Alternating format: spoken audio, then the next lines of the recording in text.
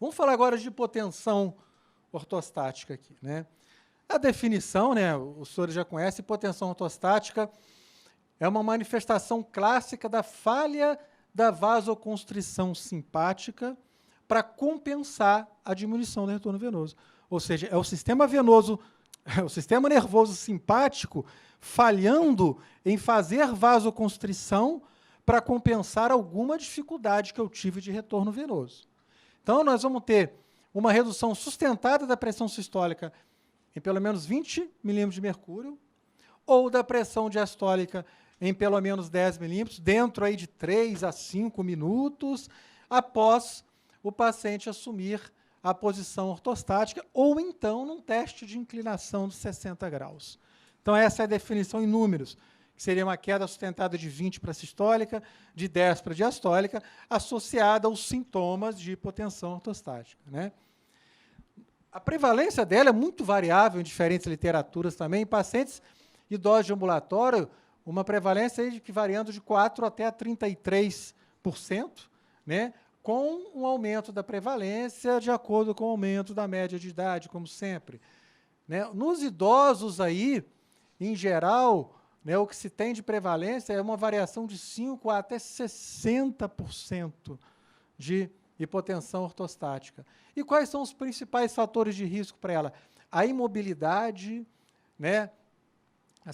A gente tem maior risco no indivíduo com hipotensão ortostática, né, de ter imobilidade, de ter queda, de ter síncope. A hipotensão ortostática aumenta a incidência também de demência e você vai ter mais associação com o infarto e com o AVC. Né? Hipotensões mais severas no paciente idoso vão diminuir perfusão, tanto cerebral quanto coronariana, num vaso que já é doente, que já tem placas ateroscleróticas e que podem levar a um quadro de isquemia, tanto cerebral quanto miocárdica. Quando é que a gente suspeita de hipotensão ortostática? Quando o paciente tem sintomas de baixa perfusão cerebral, tontura, escotoma visual, turvação visual e até chegando a síncope, que é a manifestação aí maior dela. Mais raramente, o indivíduo pode ter angina, pode ter AIT e até AVE mesmo, por essa hipoperfusão que a gente citou agora, e sintomas gerais, aí, menos específicos, aquela queixa de fadiga, aquela queixa de distúrbio cognitivo, isso não é incomum. O paciente começa a queixar de esquecimento, estou esquecendo mais, e estou ficando mais tonto, minha cabeça está falhando, por hipotensão. Né? Isso, principalmente nas nossas iatrogenias, né? Alterações de fala, cefaleia e aquela sensação de desconforto, de dor de membro inferior. Eles relatam para a gente aquela fadiga, falam, estou todo cansado, mas não tenho falta de ar, não. Você vai interrogar para ver se é dispênia, não. Eu estou cansado, estou fadigado, parece que minha perna está fraca. Isso é um sinal que pode estar associado aí à hipotensão ortostática. Bom, por que ela ocorre? A gente tem alteração naquela nossa adaptação postural. Quando a gente está em decúbito, a maior parte do volume sanguíneo ela está em tórax e abdômen. Na hora que a gente vai para o decúbito, para o ortostatismo, pela ação da gravidade, a gente vai ter uma maior porcentagem de sangue nos membros inferiores e na extremidade do membro superior, com uma redução do volume intratorácico. Isso vai levar à hipotensão ortostática postural, ok? Qual é a classificação dela relacionando aí a hipotensão com frequência cardíaca? Primeiro, a hipotensão ortostática simpático-tônica. É quando você tem uma resposta cardíaca compensatória de aumento da frequência cardíaca adequada, que seria um aumento aí em torno de 20 batimentos por minuto. O mais comum de acontecer é nos indivíduos mal condicionados fisicamente, que estão hipovolêmicos, e alguns fármacos, inclusive os fármacos antihipertensivos, né? E hipotensão ortostática por disfunção autonômica é quando a gente não tem essa resposta adequada de aumento da frequência cardíaca com a queda da pressão, e quando ela ocorre, ela não é maior do que 10 batimentos por minuto. Então, seria uma hipotensão ortostática por disfunção autonômica. E a hipotensão ortostática por distúrbio vagal, você tem uma redução da frequência cardíaca quando cai a pressão arterial. Então, simpático-tônica, cai a pressão, você tem uma resposta adequada da frequência cardíaca, e aumentar em pelo menos 20. A disfunção autonômica, caiu a pressão, você não consegue subir a frequência de maneira adequada. Ela pode até subir, mas não passa de 10 a mais. E distúrbio vagal, cai a pressão, a tendência é cair junto à frequência cardíaca. Ok? São as 3 classificações aí. Etiologia, a gente pode ter causas neurogênicas, né? As disfunções autonômicas primárias, insuficiência autonômica pura, a síndrome de Shy-Drag, insuficiência autonômica por doença de Parkinson, que vocês já devem ter presenciado, é dificílimo conduzir. O Parkinson, numa fase mais avançada de desautonomia, ele começa a fazer hipotensões ortostáticas assim, dramáticas, né? Dele deitar e ficar com 180 e ficar de pé e vai para 100, 110. Poxa, é dificílimo conduzir o paciente. Disfunções autonômicas secundárias é tumor cerebral, esclerose múltipla, o próprio diabetes, amiloidose e as doenças autoimunes. Causas não neurogênicas, os nossos fármacos antipertensivos, os vasodilatadores, antipsicóticos, antidepressivos, sedativos, antiparkinsonianos, álcool, né, drogas que a gente gostaria que o nosso idoso não usasse nenhuma delas, né, mas que com frequência eles usam muitas delas aqui. Os distúrbios hidroeletrolíticos, né, hiponatremia, hipopotassemia, e alterações do volume intravascular, hemorragia, nefropatia, insuficiência adrenal e diabetes insípidos. E alterações, por final, no pulso sanguíneo, ou seja, o indivíduo que está em repouso muito tempo prolongado, quadro de febre, locais muito quentes, banhos muito quentes, calor muito intenso, tudo isso vai levar a uma vasodilatação maior, uma alteração no pulso sanguíneo e vai dar hipotensão ortostática também. E as situações mais graves de falência cardíaca, um infarto agudo do miocárdio com disfunção ventricular grave, uma estenose aórtica grave e arritmias cardíacas. Tudo isso vai diminuir o débito e vai também fazer hipotensão. Como é que a gente maneja a hipotensão ortostática? Primeiro, investigar a causa predisponente. E vamos tentar tratar essa causa quando a gente consegue e sempre avaliar medicamentos em uso, né? Dentre as medidas gerais, sempre orientar o paciente, evitar mudança brusca de posição. Está deitado, levanta devagar, senta primeiro na cama, espera um pouquinho sentado, fica de pé, de preferência tenta apoiar na cabeceira da cama, ou seja, mudança menos brusca de posição, sempre em estágios, né? Muito comum, né, ao acordar de manhã, de noite para ir no banheiro, a incidência de queda é muito grande no idoso. Então, orientar essa mudança menos brusca de posição, evitar lugar muito quente, sauna, banho muito quente, isso vai diminuir o retorno venoso, vai dar mais vasodilatação. Muitas vezes, elevar um pouco a cabeceira da cama ajuda a reduzir um pouco essas alterações relacionadas à hipotensão ortostática e meia elástica aí, compressivas que venham até aqui a altura da cintura. Então, são medidas simples, gerais, que vale a pena a gente orientar o nosso paciente, né? Além disso, evitar a refeição muito volumosa, as hipotensões pós-prandiais são muito comuns no paciente idoso também, do paciente terminar de almoçar, levantar e cair, ter síncope pós-prandial. Então, a gente tem que orientar muitas vezes o paciente a almoçar com quantidades menores, né, mais vezes ao dia, estar bem hidratado e, às vezes, ficar sentado mais tempo depois que terminou de se alimentar. Quem tem tendência à hipotensão pós-prandial. Praticar atividade física sempre saudável, né? Aqui é difícil, né, para o paciente mais idoso, mas começou o sintoma, tenta agachar, cruzar a perna, né? Eu já não estou conseguindo mais, né? Para mim já está difícil. E com muita cautela, né, aumentar o consumo de sal e água, isso a gente tem que ter muito cuidado, tem que estar com, né, com acompanhamento muito na mão do seu paciente mesmo, porque isso vai atenuar a redução volêmica aí da nossa desautonomia. Mas são medidas que a gente tem que, com muita cautela, com, né, um paciente muito bem orientado, tentar estimular para o nosso paciente. Em relação a medidas farmacológicas, né,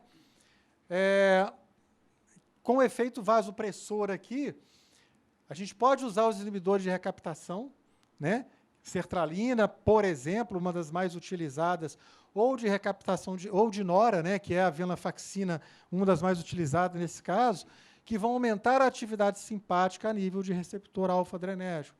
Pode ter um resultado, né, durante o tratamento, mas nas hipotensões mesmo mais severas, na prática, o resultado é pequeno, né? E expansão de volume, que é a fluocortisona, né? O nome comercial é o Florinef, né? É um esteroide sintético que ele vai ter propriedade mineralocorticoide e vai aumentar a volemia e a resistência vascular periférica.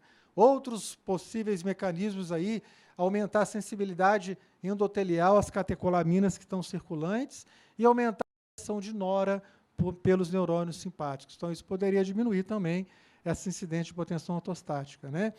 A dose inicial sempre 0,1 miligrama por dia e, teoricamente, na literatura, pode chegar até 1 miligrama a dia, que não é fácil no nosso paciente idoso, porque ela vai ter como efeito colaterais edema, hipopotassemia, a hipertensão supina e insuficiência cardíaca. Então, a gente vai ter também que ter um manejo muito cuidadoso quando a gente for lançar a mão da fluocortisona, mas, né, na nossa realidade ainda é o que a gente vai conseguir, muitas vezes, lançar a mão no dia a dia. Ok? Tranquilo, pessoal? Que foi só uma lembrança simples. Níveis mais altos de pressão. Primeiro, a gente reduz droga antipertensiva, sim, muitas vezes tendo que tolerar valores um pouco mais altos de pressão, pesando muito, né, a qualidade de vida do paciente. O problema é que, às vezes, eles fazem hipertensões supinas, né, importantes e hipotensões ortostáticas importantes. E esse manejo é muito difícil, realmente. Mas o caminho primeiro é esse, lógico. Você não vai continuar mantendo o seu antihipertensivo para usar a fluocortisona, de forma alguma.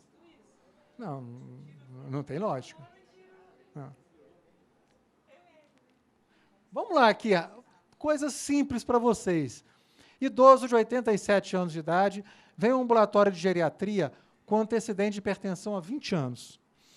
No exame clínico, ele tem manobra de Osler positiva e na investigação complementar, ele não tem lesão em órgão-alvo. O que ele provavelmente apresenta? Hipertensão mascarada. O que é hipertensão mascarada, hein? Que a gente não falou aqui. O que é isso? É o contrário da hipertensão do jaleco branco. Hipertensão mascarada, o jaleco branco é o quê? O indivíduo tem pressões normais, a nível fora do consultório, e hipertensões no consultório. Aqui é o contrário. O indivíduo que tem pressão normal no consultório e pressão elevada fora do consultório. É a hipertensão mascarada. Tá? Então, o que esse indivíduo tem? Osler positivo e não tem lesão em órgão-alvo. Pseudohipertensão, né, gente? Lembra que a gente comentou que a gente começa a desconfiar de pseudohipertensão naquele indivíduo que chega no teu consultório lá com está tratando, com 150 de sistólica, 160, queixando dos sintomas de hipotensão postural, você investiga teu paciente, tem nenhuma lesão em órgão-alvo, mas com essa pressão alta, não tem nenhuma lesão em órgão-alvo, está tendo sintomas, isso tem grande chance de ser uma pseudohipertensão. Então, são os dados clínicos que a gente vai desconfiar dela. Na investigação de pacientes idosos com hipertensão, qual exame abaixo não é inicialmente indicado? Que a gente não indica inicialmente. Realização do exame de urina, vamos fazer para todo mundo? Sim ou não? Sim. Dosagem de ureia e creatinina? Sim. Níveis séricos de renina? Não. Exame de fundo de olho? Faz parte, a gente deveria fazer sim para todo mundo. Dosagem de renina, a gente sabe que o nosso idoso é hiporreninêmico, mas nós não vamos fazer isso em avaliação de rotina, em hipótese alguma, e a gente viu que mesmo eles tendo menor redução de renina, a ação dos IECAS continua eficaz da mesma maneira, lembra disso? Então, não vai ser um exame que a gente vai fazer na nossa rotina de avaliação.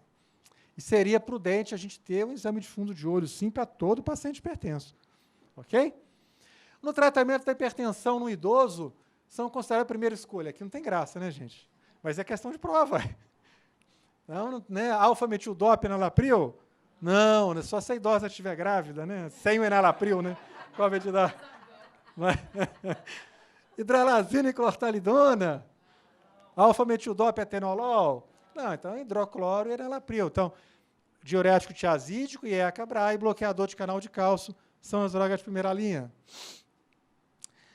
Dona ER, 79 anos, ela é acompanhada no ambulatório de hipertensão arterial, já tem acompanhamento regular, tem gonartrose de ambos os joelhos e déficit auditivo.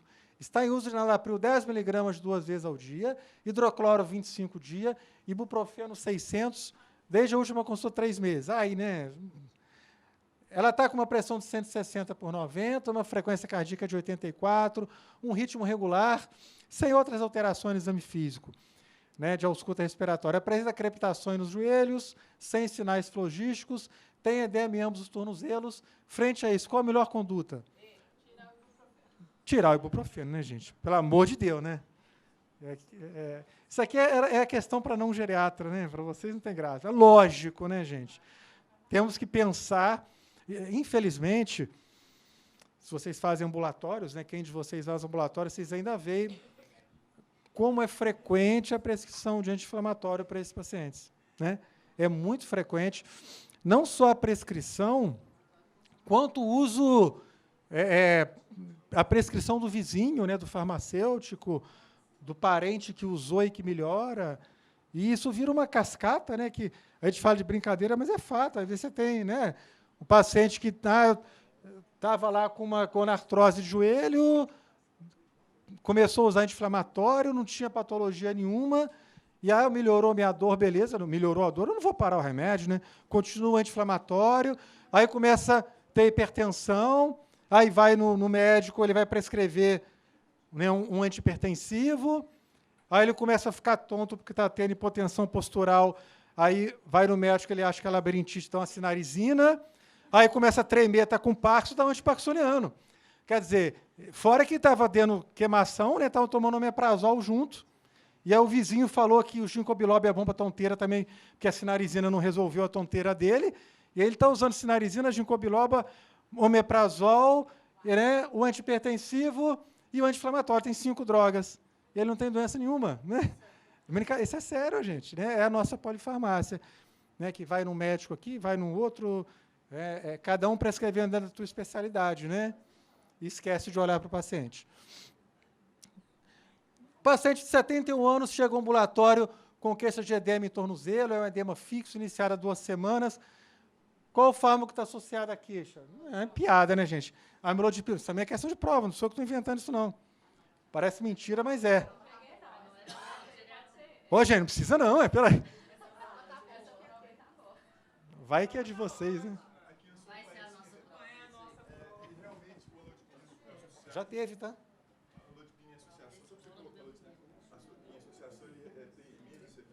Tem. O colega perguntou o seguinte, se realmente o amilodipina em associação, ele vai dar menor acidente de tempo. Pode dar em associação com BRA e ECA.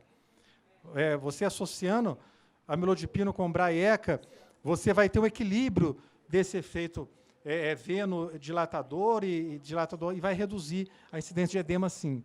Não adianta ficar dando furosemida, né, para o seu paciente que está usando bloqueador de canal de cálcio. A associação com ECA BRA dá menos edema, sim.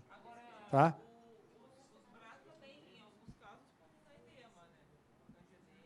Pode dar angedema, assim como os IECAS, vai ser uma contraindicação formal para eles. Nós vamos citar isso depois na frente também. Que, né, é muita coisa, muita droga, vamos falar um pouquinho aqui, um pouquinho na insuficiência cardíaca, para a gente chegar no final e tentar falar tudo, né? Paciente de 66 anos em uso de hidrocloro 50 mg dia, queixa de tonteira aproximadamente 6 vezes. Esse aqui já foi prescrito sinarizina, que passou de modo contínuo. Surgiu distúrbio de marcha, rigidez, tremor de extremidade. Isso é sério, fez diagnóstico de Parkinson, começou a usar levodopa. O que está acontecendo com esse paciente?